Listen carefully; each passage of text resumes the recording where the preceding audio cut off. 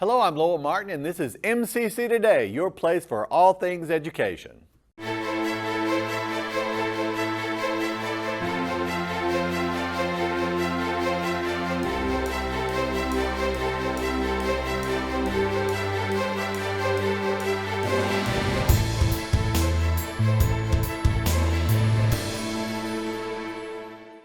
On today's show, we have Tony Boutwell, Jesse Mixon, and Brayden Alford. You're going to enjoy this and learn so much. Do not touch that dial. We're turning the tables, rewriting the rules, letting the world know that success is not reserved for the privileged few. Every dreamer, every believer, every fighter has a chance to rise above. Together, we will find your path and change your future. No matter who you are, no matter where you come from, at Meridian Community College, you are worth it. Now is your time. Find your wings. And we're here with the wonderful Mr. Tony Boutwell. How are you doing? Doing great. Glad to be here. Thank you, thank you. Now, what is your exact title here at Meridian Community College? I work in the communications department for the school, and my title is Director of Visual Media, and I work with the different departments for web, video, and print to make sure we kind of have a consistent voice on how we communicate out to the students. Okay. Well, we have been talking, we've been hearing about artificial intelligence for a while now.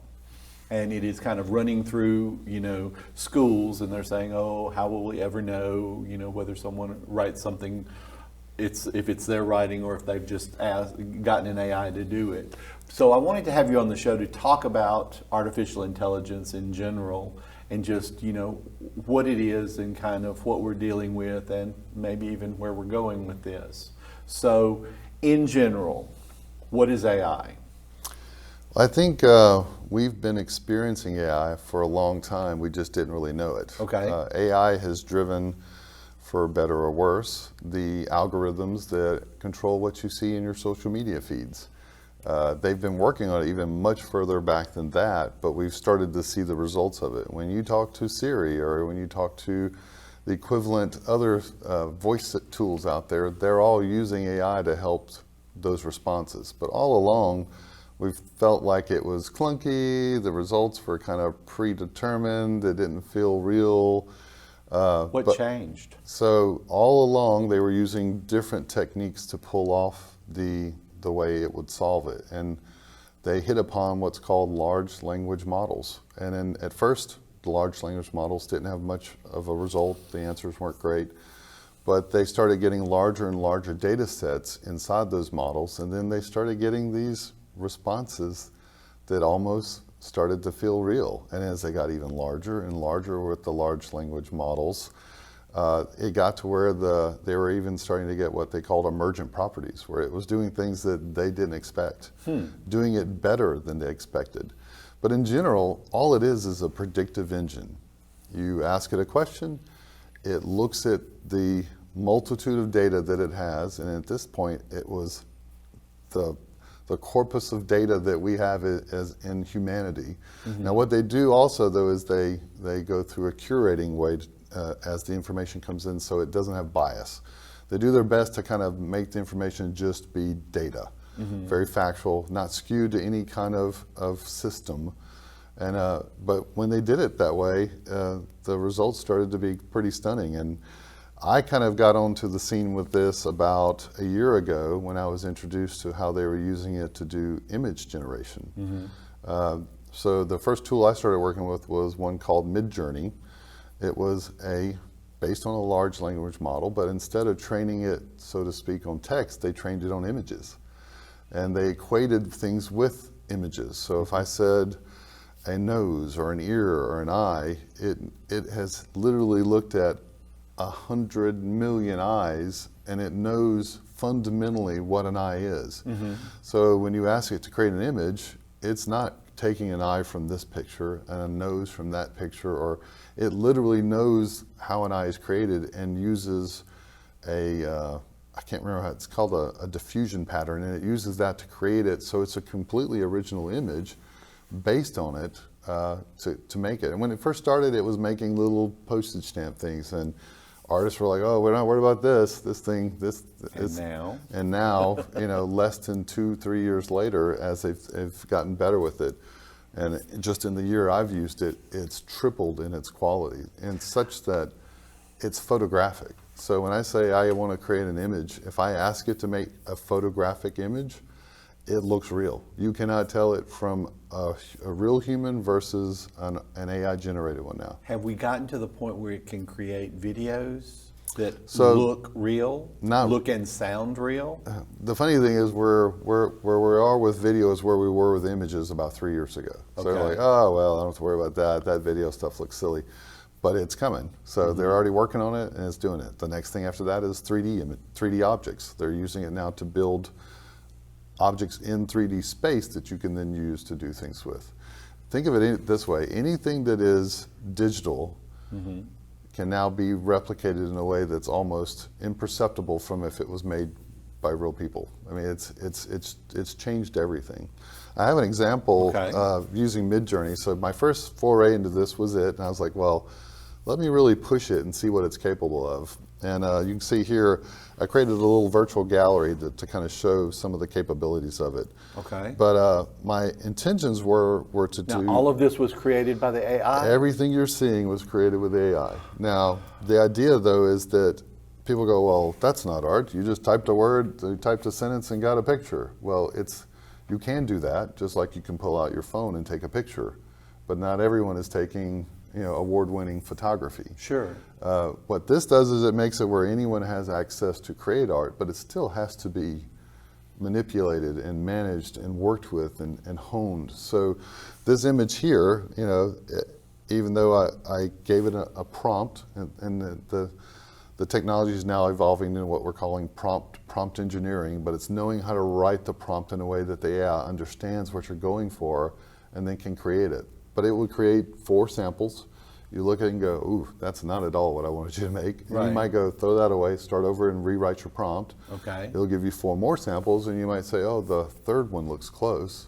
And so we have to really hone how we ask for something. Oh yeah, and then once it gets you close, then it's a very iterative process where you go back and forth with it and go, this is closer, nope, that's not, nope, this is closer. And the iterative process can be something that can happen. You may get to what you were envisioning in 10 iterations. I've done 1,000 before and worked on something for weeks at night over and over and over, honing that iterative process with AI until it gets to the image I was imagining. So the people that are saying like, oh, you're just typing something and getting art, it's not that. You are literally sculpting the result of the art as the AI creates it. So it's very symbiotic. It's kind of a neat process. For me, I love it. It's someone who is not a great artist. I'm a graphic designer. It's something that it's given me access to art in a way that I didn't have the skill set to do. Do we have any limitations on it at the moment? I mean, like, and when I say that, it's like, can you say, hey, where should I bury this body? So that it will not be found for 45 years. So now you're getting over into the text part of it. So this is the museum part, but now if I say I want to get into asking it questions, this doesn't answer questions. Okay, this is just the art part. This generates images. So its only goal in life is to create images. So like in this image, I asked it to create a secret garden with roses. And it took the inspiration to have the girl's dress morph into the rose petals on the ground. It made that inspiration. Now, as soon as it got close to that, I went, oh, that is a great idea. And I started honing that iterative process to get it even better. Okay. But it's amazing how it can make some logical leaps based on what you're asking and take something that you thought and go even farther with it. To me, I almost think of it as like a force multiplier. It takes something you're okay at and gives you this superhuman capability if you have the patience to work with it to get at something you couldn't arrive at yourself. At least in my skill set, I couldn't. I've been in design for 30 years and it does things routinely that just makes me shake my head. It's so amazing. Where do you think it will be in the next few years? So what It's there with this. There is no image that I've wanted to create that it couldn't create and do it in a way that was what I was imagining. I've tried for it to simulate sculptures, watercolor, mixed media, like random art, like a Jackson Pollock style. I mean, any kind of concept or thing you can imagine, it's capable of creating. So that's imagery. Okay. Set that completely aside. That was my first foray into AI. Now, you've probably heard the words ChatGPT. Sure. ChatGPT is the system that you can use now for doing what you're saying, which is asking it things and are there limitations on it. When they first released ChatGPT, there were no limitations, so you could say, I want to do something bad, how would I do it? And it's like, okay, let me tell you how to do that, because it just looks at the data and tries to answer it honestly. Well, they've gone in now and put what I kind of call training wheels on it, so that it tries to keep you from doing things that would not be considered immoral or bad. So if I asked it, help me crack Google's code or something, it knows that you're trying to do something that is not right, and it will steer you away from that. Well, now, yeah, and you are obviously, and I can see the great advantages, but what are the disadvantages? So for me, as long as it stays a tool, so we use it every day. We use it in our communications department. We use it to help with design. We use it to help with slogans and copywriting and things like that. But we treat it as a tool. So as long as it stays a tool, it's pretty amazing. But recently there have been some people that have raised concerns that what if it starts to become sentient? What if it, it does such a great job at answering the questions.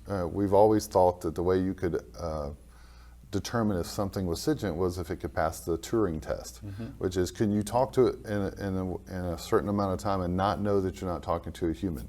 This does that in spades. It's amazing how well it does it, but it still isn't sentient. It doesn't have emotions, it doesn't have those things, but the concern is this one isn't. What's the next version or the version after that? So there are some constraints that they're trying to self-impose on themselves to say, let's slow down a little bit and make sure we understand. Because part of it is this emergent property stuff where it does things that they didn't know it could do, and they're concerned, what else could it do we don't know it's capable of? So that's where they're trying to slow down a little bit on the development and make sure they understand that. For most people, though, they see, because I remember the jobs report a couple of weeks ago is now listing this number of jobs have been lost to AI. Do you think that trend will continue? I believe, just like with any type of innovation is going to shift how the jobs are. So I'm a graphic designer. I do this for a living, and I don't look at this as going to take my job. I look at this as if I don't learn this, the next guy who does know this and is a graphic designer is going to take my job. So if I can master this tool, which is why I've spent a lot of time trying to learn it, then it's just going to make me even better at what I do. So, but the person that says, I'm not touching AI stuff, I'm just doing it myself, you can probably stay that route for another year or two, but we are so much more faster with this tool that it's going to make it it's almost like someone saying before the birth of the desktop publishing revolution, I'm going to continue to put these things here and manually print this. And you go, well, you can, but we got laser printers and computers now. You can try that, but eventually you're not going to be able to keep up with it. This is the same way. I think we're going to just see there'll be all kinds of avenues that you could do with this that, one, we've never imagined, but two, even the things we know it's probably going to affect the jobs. Right now, I just see it as making you better if you've learned a tool set to do it. Okay, now I believe you have a demonstration of ChatGPT for us. Yes, so Excellent. What I've done is I've actually added a plug-in to ChatGPT. This isn't part of the actual software, but that way we can actually talk to it and then hear the responses. That's not part of the normal software, so if anyone else goes out and gets this, it won't do that. But this, for us to be able to hear the answers, I thought would be helpful. So I think the first thing is maybe we ask it, what is it capable of? So, very good. Hi, I'm doing an interview with someone and they're curious about what your capabilities are. Can you give me a short and concise answer that tells us what that is?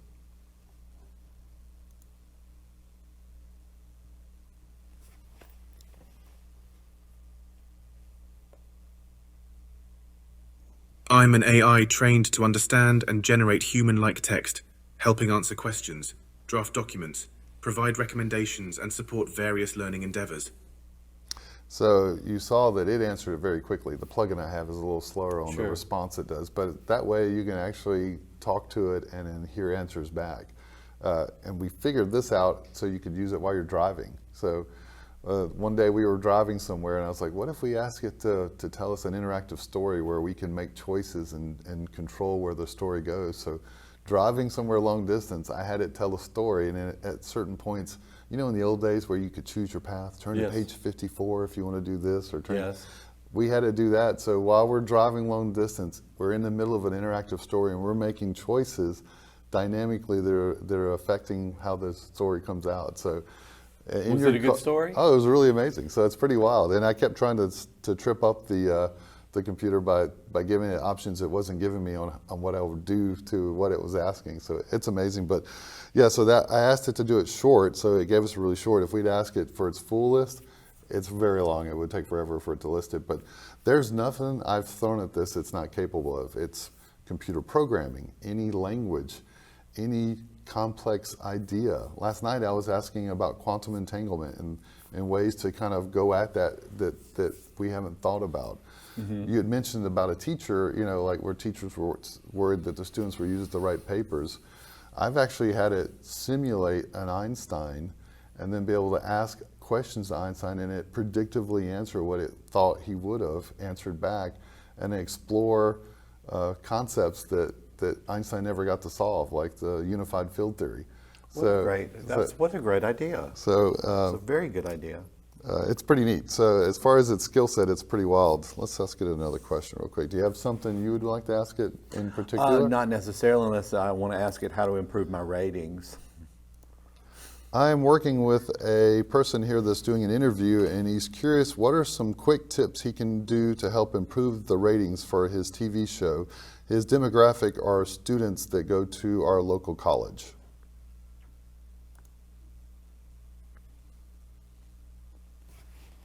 Understand your audience. Research what interests the students, their concerns, likes and dislikes. Use surveys or social media polls to gather this information. Engaging content. Develop content that resonates with the students. This could be related to college life, career advice, study tips, or social issues. Guest appearances. Invite popular figures, local celebrities, or successful alumni to your show. Doing that now. Their presence can attract viewers. Interactivity. Encourage viewer participation through live call-ins, social media questions, or contests. Promotion. Use social media platforms to promote the show. Make short All right, I'm going to stop it right there, but you can kind of see that it actually went through and did that. So, and that was just a very random, generic type question, and boom, right off the bat, it's giving you some ideas that you can do. So, The things that, it's just amazing to me, the things that we're going to have at our fingertips very quickly. Very, you know, as you said, you can get it to tell a story. Could you imagine just having it tell a story to your child, you know, and incorporate numbers or incorporate this idea or incorporate, you're right, it is very impressive. so one of the things that they're using it like in third world countries is to let kids use an iPad and play games, but it ascertains the skill level and the education of the person playing the game, and it uses AI to tailor the game's output and what it does to help them learn more. And they think they're playing a game, but it's just slowly adjusting up their education level, but based on the type of games that they play with it. And they've said that students in third world countries that are using it are learning at a rate 3 to 1 than just going to a standard school. Excellent. That teaches to the group instead of to the individual. It's pretty amazing. Well, listen, thank you so much, and I do want to have you on again to talk about this some more. Sure. We'll be right back. Meridian Community College Arts and Letters Series is proud to present Joseph and the amazing Technicolor Dreamcoat. Enjoy one of the world's most enduring and beloved family shows of all time. Sing along to unforgettable classics such as Joseph's Coat of Many Colors and Any Dream Will Do. Join us June 23rd through the 25th in the McCain Theater, and the show is appropriate for all ages.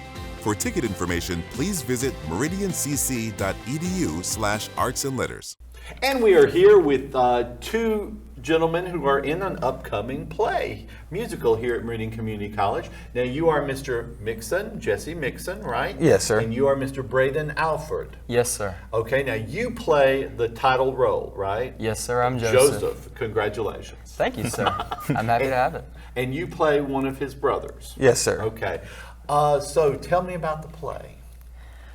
What do you think? Were you? I mean, when you heard that we were doing Joseph and the amazing Technicolor Dreamcoat. Thank you. I almost said raincoat. Dreamcoat, which changes it completely.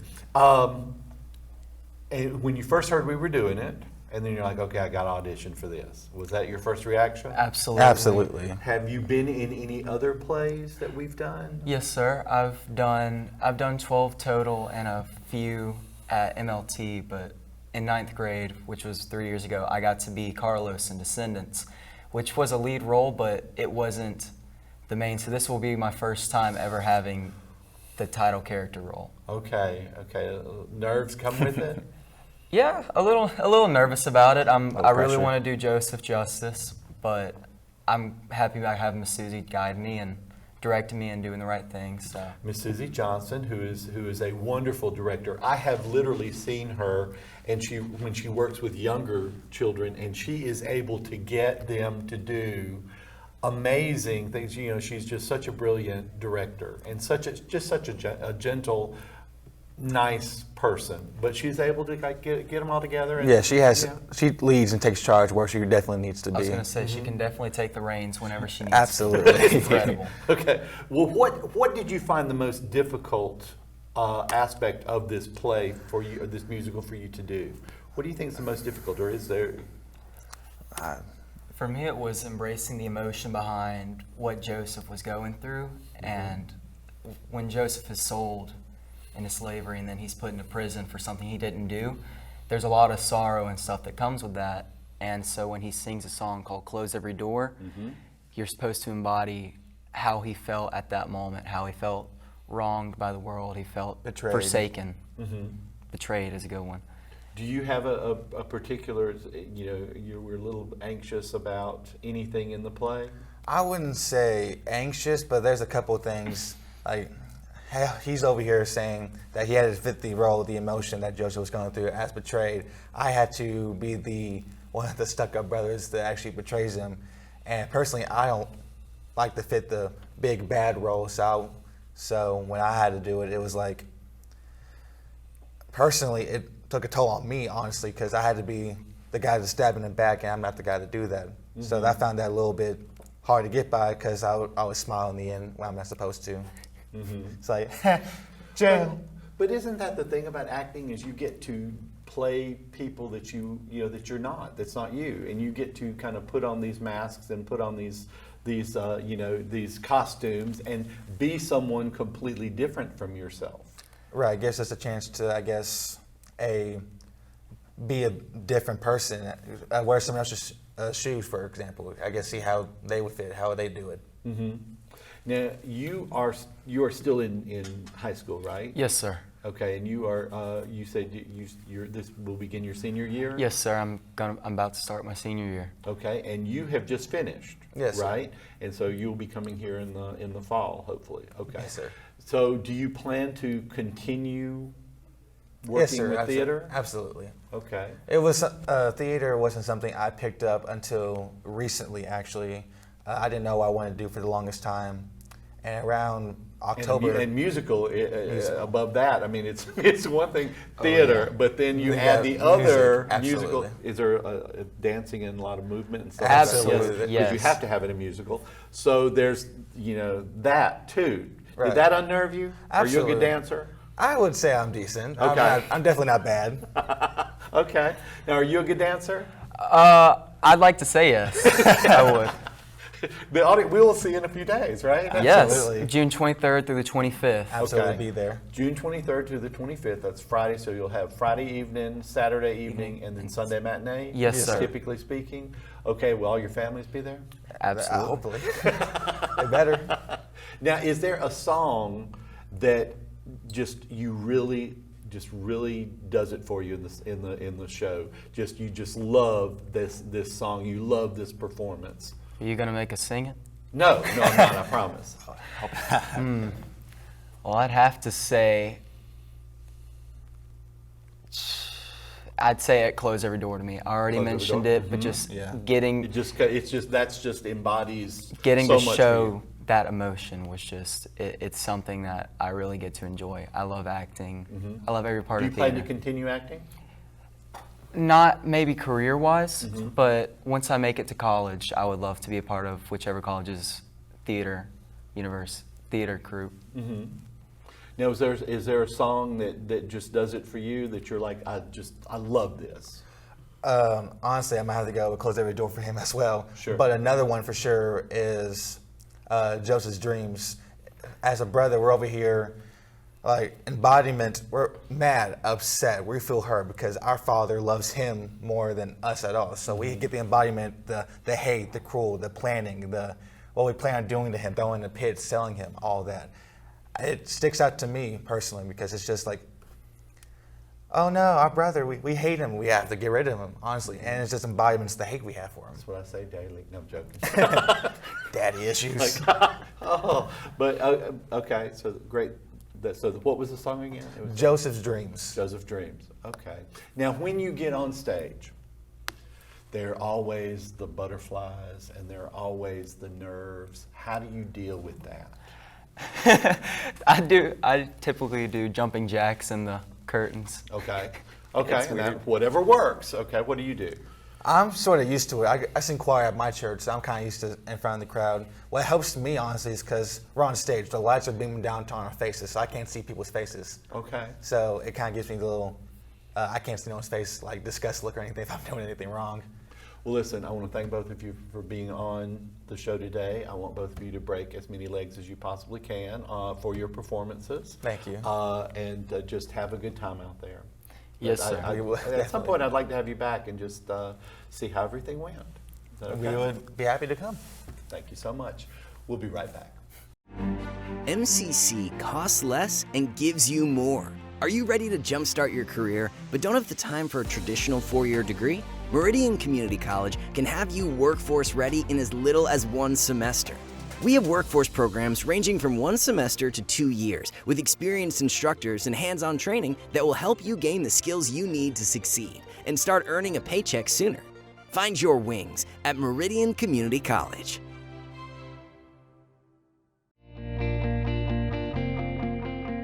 Thank you to the teachers for encouraging me when I wasn't sure where to start,